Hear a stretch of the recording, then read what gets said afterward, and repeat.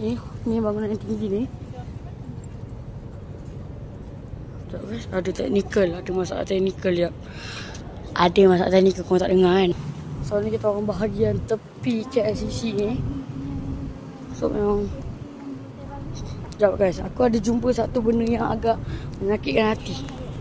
Kau tahu apa? KFC boykot. Kenapa KFC kat sini? Dia sudah mati. Dekat telur ni memang dekat ni. Ada tu guys. Ital Auto Malaysia. Dekat telur. So nanti kita nak kena patah balik nanti. So harap dia ni ya, tak ada apa-apa sangat lah.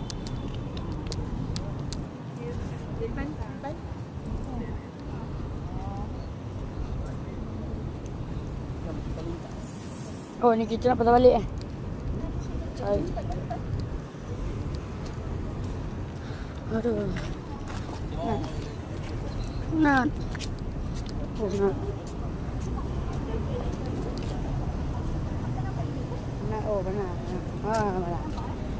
Dah agak setengah jam berjalan. Ni yang kita lalu tadi ya? Ni. Tu AK Avenue tu. Betul lah. Keluar dekat je. Dekat je kan? Dah. Nak lintas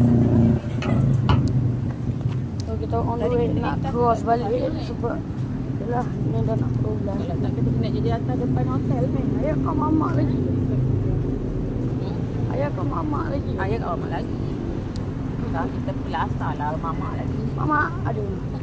Ya, Kan tak ada kedai buka lagi dah. tak ada kedai yang dalam ah. Kalau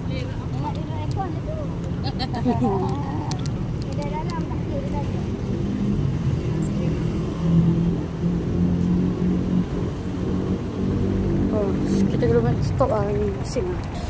Serius lah guys, kena tunggu kat tepi. Tunggu kita clear baru jalan. Macam mana border Pulau Merah? Orang tengah serius tapi aku pergi buat video pula kat tengah-tengah macam ni. Berhenti lah, berhenti. Takut kena copyright pula.